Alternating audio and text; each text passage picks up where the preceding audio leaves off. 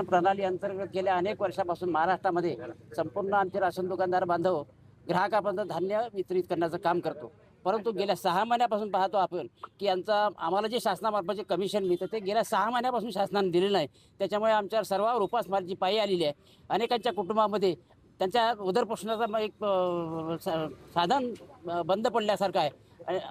अलीकडेच पाहायला आपण की जून महिना लागला आहे.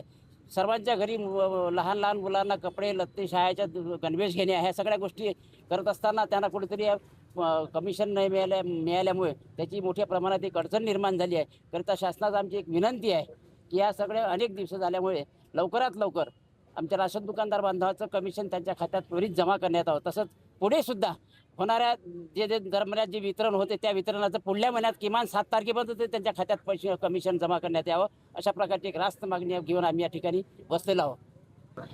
कदाचित या भावनेचा जर शासनाने आदर न केल्यास नाईलाजाने आम्हाला रस्त्यावर उतरावं लागेल. कदाचित धान्य वितरणसुद्धा बंद करावं लागेल.